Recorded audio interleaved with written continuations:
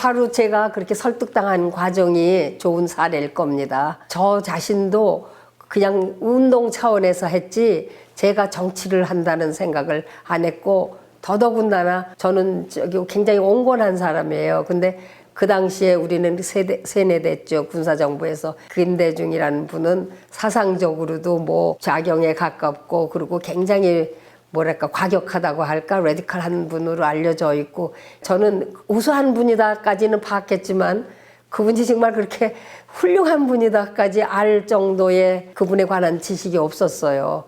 그랬는데 그분이 이렇게 몇 번 만나면서, 그분이 이렇게 말을 길게 하시는 분이 아니에요. 주로 들으세요. 잘 듣는 분이에요. 그런데 말을 하게 하시는 거예요. 하게 하는 과정에서 내가 말이 달라지게 만드는 위품이라고 할까? 그런 게 있어요. 그분이 강연할 땐 길게 하세요. 굉장히 논리적인 분이시잖아요. 그러니까 서론, 본론, 결론 이걸 항상 짜임새 있게 하려고 강의는 길게 하세요. 근데 이렇게 대화할 때는 길게 말이 많지 않으세요. 그래서 이렇게 몇 마디 던지면서 말하게 하고 그렇게 해서 그거를 잘 이렇게 조정해 가시는데, 자기도 모르는 사이에 그분의 의중에 가까이 가는 그런 결과가 된 거예요. 그리고 제가 마음속엔 절대로 안 되는 거였어요, 처음에는. 그랬는데 그 말을 할 수 없는 경지를 만들잖아요. 그래갖고 이제 이번에 가서는 결론을 반드시 내야지 했는데 그게 안 되고, 그분이 대화하면서 좋은 결론이 안 날 것 같으면은 중단시키신 거예요. 분위기에서 다시 이어가고, 의도했는지 아니면 그분의 그런 성품이나 인품에서 그냥 그렇게 흘러나오는지, 제가 경험한 거는 그런 분이셨어요. 그러면서 이제 오랫동안 뵀는데 그런 자세는 안 바뀌셨더라고요. 항상 그러시더라고요. 꼭 얘기를 하도록 만드시지 본인이 뭐 이렇고 저렇고 얘기를 많이 하시진 않더라고요.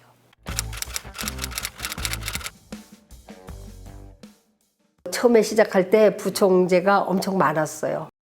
여자가 저 하나였지, 정대철, 김근태 젊은이는 그때 영입하시느라고 박 대통령 때에 외무장관 했던 그런 분도 계셨고, 중소기업회장도 데려오셨고, 또 우리 유재건 뭐 이렇게 해서 한 10여 명이 넘었던 것 같아요. 영입하면서 위상들을 새로 영입한 사람들한테 상당히 줬고, 내부에서는 젊은이들만 올라왔고 그랬어요. 그러니까 이종찬 부총재도 영입한 분 아니에요. 저보다는 먼저였지만. 그러니까 그런 분들은 이제 그렇게 돼서 많았어요. 근데 거기에 이제 여성이 하나였다는 뜻이죠. 저한테 부총재 자리를 주시고 일단 당에 들어오니까 어렵게 얘기하세요. 여성위원회도 함께 해주면 좋겠다고. 워낙 제가 입당하는 절차를 힘들게 해드려서, 그때 제가 그래서 일단 제가 이 당에 들어온 이상은 총재님이 필요한 곳에 필요한 일을 맡기셔도 됩니다. 그때는 이제 제가 오히려 좀 여유를 드렸죠. 그걸 하면서 제가 여성 관련 정책 뭐 이런 모든 거를 다 준비하도록 하셨어요. 그리고 그분의 정말 또 사람 쓰는 방법 중에 하나가 믿고 그냥 맡겨요. 중간에 절대 간섭 안 하시더라고요. 중간 보고는 받으시지. 그래서 제가 마음대로 여성 관련 정책 그 모든 거를 할 수 있고, 그렇게 하도록 모든 그 지원과 성원을 아끼지 않으셨고, 그 당시에 여성특별위원회, 지금은 여성위원회예요. 왜냐하면 여성부가 있기 때문에. 근데 그때는 여성부가 없어서 독립된 상임위원회는 안 돼요. 그래서 특별위원회라고 이렇게 이름 붙인 게 국회 안에 있었어요. 저 전에는 이우정 의원님이 위원장을 하셨어요. 그런데 특별위원회니까 뭐 예산, 결산 이런 심의권도 없고, 법률 뭐 이런 것도 여성 관련 법이 오면 심의는 하고 의견은 내지만 결정권도 없고 막 그런 약화된 거예요. 15대 때도 상임위원회를 서로 이렇게 나누잖아요. 그리고 그 당시는 민주당이 소수당이었어요. 그래서 상임위원회를 뭐 세네 개밖에 못 가져올 때예요. 그런데 총재가 여성특별위원회를 받아오라 하셨대요. 그러니까 저짝 당에서 너무 좋아했대요. 필요 없는 거, 아무 힘도 없는 거를 민주당에서 그 몇 개 안 되는 상임위원회 중에서 하나로 달라고 하니까 너무 좋아했대요. 그래서 가져오셨는데 그걸 절 보고 맡으라고 하셨어요. 근데 저는 그런 점이 이분의 탁월한 안목이라고 할까? 또 그 주도 면밀함이 그런 데서 나타나요. 그래서 그거를 저한테 주니까 대선에 이제 들어갔을 때 총선도 마찬가지지만 대통령이 그런 말씀하셨어요. 여성의 이로운 정책과 모든 제도는 내가 앞장서서 내 당의 사람들이 불평하는 것까지도 내가 무릅쓰고 하는데 여성들이 나를 덜 지지한다. 남성만큼만 여성이 지지해줘도 내가 당선에 그렇게 어렵지 않았을 거다. 그렇게 얘기를 하세요. 여성들한테 굉장히 그 서운함이랄까 부족함을 굉장히 느끼고 계셨어요. 그러면서 저한테 그 자리를 주셨어요. 그런데 여성들이 거부하는 게 김대중 총재나 이런 분을 만나면 불이익이 온다고 생각을 한 거예요. 그리고 실제로 그렇게 했죠.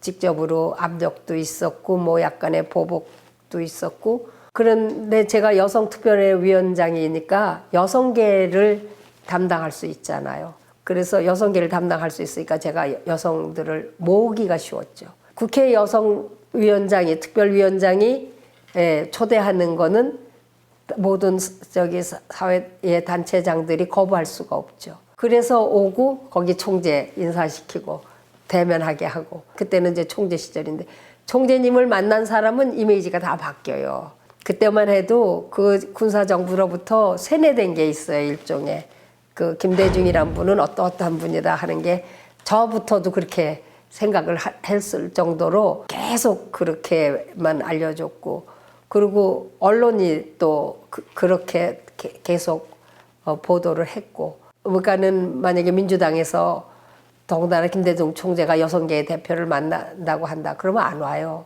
온다고 했다가도 김대중 총재가 나타난다 그러면 슬슬 핑계대고 빠져요.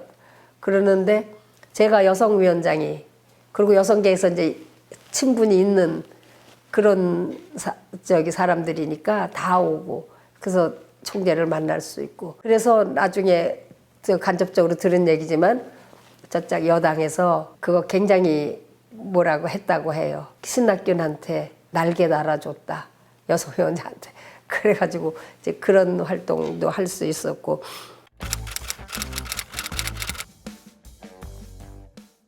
그 당시에 대선에 임했을 때 저를 포함해서 누구도 선거에서 이길 수 있다는 가능성을 생각해 본 사람은 저는 없었다고 봐요. 워낙 그 집권 여당이 군사정부로부터 탄탄하게 정말 철옹성 같은 여당의 집권 기반을 만들어 놨고, 그 당시에는 아주 옛날에는 없었지만 소위 말하는 지역 차별이 있었잖아요. 호남 차별을 하면서 호남인들을 가까이 안 하고 싶어 하는 마음도 생기게 하고 막 이런 분위기였잖아요.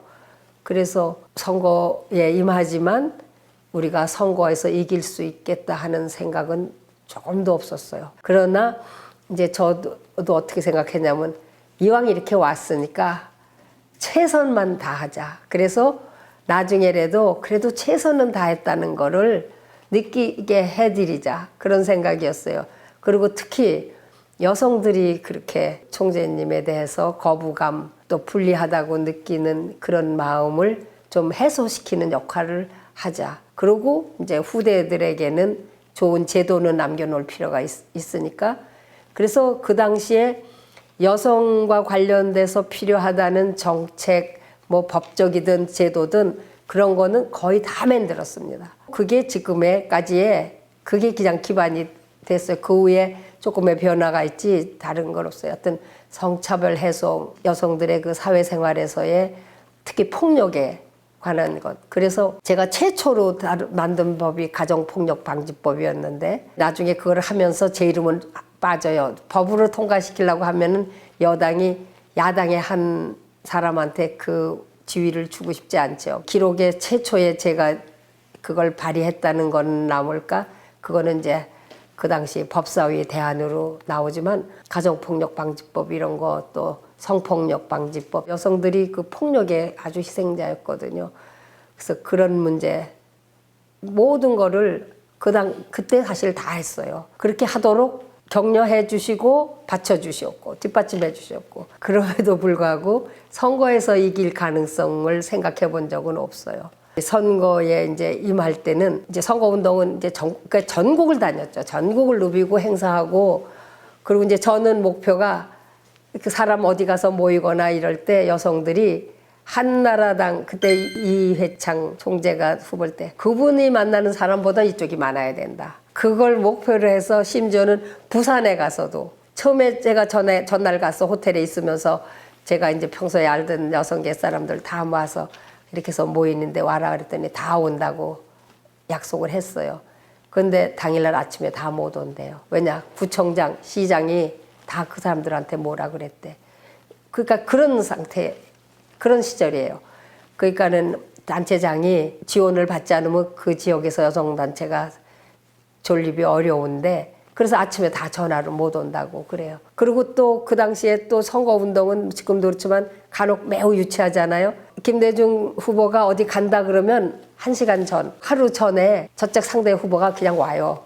와서 그 모든 걸 휘젓고 가고 이제 그런 게 있었어요. 그럼에도 불구하고 그렇게 해서는 안 된다. 특히 영남에서는. 그래서 한 번도 그 당시에 그 모임이나 모든 거가 부족해 본 적이 없어요. 양적으로나 질적으로나. 이제 그렇게 최선은 다했지만 그거는 어디까지나 내가 할 수 있는 거를 하는 거지 승리를 예상하고 했던 건 아니에요. 그런 과정에 거쳐서 이제 그 선거일이 됐죠. 마지막 유세가 12월 17일 날 종로에서 전체 유세를 끝나고 그 고생한 사람들이 이제 마지막 저녁을 식사를 하러 신촌에 지금도 있는지 몰라요. 거구장이라는 데를 갔습니다. 동교동에서 가까워서 그러셨는지 김대중 대통령이 자주 가시는 곳이래요. 그래서 거기는 저기 민주당 사람들이 가도 거절을 안 해요. 우리가 이제 거길 들어갔는데 저는 마지막 끝나서 이제 이제 일은 다 했다 하는데 그다음부터 초조해지기 시작하는 거예요. 이제 선거 끝나면 이분이 그 어깨 늘어진 그 모습을 어떻게 감당하나 하는 그런 마음이었어요. 그래서 저는 그 마지막 디너가 배도 고프고 그런데 불고기나 이런 게 입으로 안 들어가더라고요. 근데 이분은 너무 자신만만하게 너무 즐겁게 그래서 속으로 아이고 우리 위로해 주려고 참 애쓰시는구나 그렇게만 생각했어요. 그런데 나중에 알고 보니까 본인은 자신이 있으셨더라고요. 오로지 그분만 그랬던 것 같아. 그 주도 면밀함에 나중에 보니까 깨알 같은 계산이 있었더라고요. 나중에 그래서 총재님은 아셨습니까? 그랬더니 내 계산보다 조금 표가 덜 나왔다고 그러시더라고요. 그런데 아무도 그렇게 생각 안 했을 때예요. 선거일은요. 민주당 국회의원이 소수지만 오지로 보내요. 저 강원도, 영남 뭐 이런 데는 왜 보내냐. 거기는 참관인도 못 구해요. 투표 참관인인데 이 민주당 사람들은 못 구해요. 그래서 저는 제가 고향이 경기도니까 경기도하고 가까운 춘천을 강원도에서 사단장 했던 군 출신 한 분하고 가서 있었는데 뭐 살벌해요. 그리고 뭐 제가 현직 국회의원이라서 저는 평소에 이거 배지를 잘 안 다는데 그럴 때 갈 때는 달 수밖에 없어서 일부러 잘 보이게 달고 갔는데 거들떠도 안 보고 강원도의 선관위원장은 강원도의 검찰총장인가 뭐 강원도에서 검찰 제일 높은 분이 선관위원장이에요. 그러니까 그분한테만 사람들이 인사하고 이렇게 줄줄이 그 옆에 있고 저는 뭐 쳐다도 안 보고 그래요. 그래서 참 어려운 분위기다. 그래서 그렇다고 화를 내도 안 되잖아요. 그래서 그냥 좋은 모습으로 해가면서 그러나 당당하게 또 지키긴 해야 되겠고 이렇게 있었어요. 그런데 이제 투표가 종료됐어요. 그러면 그때 거기서 개표했어요. 투표하고 개표하고. 왜냐면 거기가 도청 소재지니까. 그래서 이제 투표 끝났다. 개표하기 전에 시간이 조금 비어요. 왜냐면 정리하고 봉하고 뭐하고 이런 거. 그래서 이제 참관인들 이렇게 입회할 수 있게 해놓고 절 보고 그때 빨리 가서 식사하고 오라고 그러더라고요. 안 그러면 밥 먹을 시간 없다고. 투표 마감 시간 되기 전에 벌써 이미 투표할 사람이 없었어요. 다 끝났어. 그래서 가서 식당에 가서 밥을 먹으려고 막 주문을 했는데 6시 땡 하니까 출구조사가 나오는데 김대중 대통령이 뭐 0점인지 뭐 1% 이내로 승리로 나와요. 그러니까 그냥 식당에 있는 사람들이 다 으악 소리를 치더라고요. 거기는 오지니까. 민주당이 오지였으니까. 그래서 저는 그런데 그 뭐 잘못됐겠지. 설마 그게 어떻게 믿어지겠어요. 한 번도 승리라는 거를 생각을 못 해봤는데. 그런데 반복하잖아요. 계속 그 뉴스가. 그래서 이제 그럴 수도 있겠나? 그러고는 여전히 못 믿으면서 밥을 먹는 동안 하고 그 개표하는 똑같은 장소예요. 정리만 다시. 그 장소를 갔어요. 갔는데 분위기가 확 다른 거예요. 아주 정말 손 하나 뒤집어 놓듯이 분위기가 달라. 사람들이 저한테 공손해 보이고 고개 숙여 보이고 이게 아주 정말 현저하게 달랐어요. 그래서 내가 선관위원장은 어디 있느냐 그랬더니 벌써 없어졌어. 그 거들먹대던 영감님이 없어졌어요. 그래서 이게 사실일 수도 있겠다. 그래도 안 믿어졌죠. 그래서 이제 개표하고 이렇게 하는데 새벽 한 2시까지 이제 그 장소에 있다가 피곤하니까 절 보고 들어가라고 그 앞에 여관 얻어놨다고. 그래서 이제 제가 여관에 갔어요. 가도 잠이 올 수가 없죠. 그래서 이제 텔레비를 켜고 개표 방송을 듣는 거예요. 새벽 3시 반이 되니까 KBS에서 갑자기 김대중은 어떤 사람인가 하고 김대중에 대한 그야말로 용비어천가도 그런 게 나와요. 민주당이 만들고 싶어 했던 홍보 자료보다도 훨씬 더 잘 만들어진 김대중에 대한 화려한 그분에 대한 인상들, 업적들이 쫙 나오는 거예요. 그래서 그때 참 배신감 느꼈어요. 역으로. 야, KBS가 이럴 수가 있나. 그렇게 해서 그러면 진짜 그러나. 그래서 그게 정확하게 제가 기억해요. 3시 반 쯤에 그렇게 나왔어요. 그래서 그럼 이젠 자도 되겠다. 그냥 이제 자야 되겠다 하고 잤는데 새벽에 막 전화가 와요. 6시쯤 됐어요. 근데 우리 집에서 왔어요. 동교동 어르신이 찾는데요. 그러니까 이게 당선 확인하시고 찾는데 그런데 제가 춘천에서 그때는 지금처럼 고속도로도 없으니까 그거 빨리 올 수도 없고 나는 이제 됐는데 뭐 가서 뵈면 뭐 하나 그러고 잔다 그러고 잤어요. 당선 발표하고 그런 날 저는 그 근처에 없어요. 자고 그러고 이제 늦게 와서 이제 몸도 좀 깨끗이 하고 그러고 오니까 기자회견 외국 기자들 회견 이게 막 줄 달아 있는데 너 더 바쁘고 더 정신이 없는데 이 신체적인 몸은 엄청 가벼웠죠. 날아갈 듯했죠. 그렇게 우리가 그 선거를 맞이했습니다.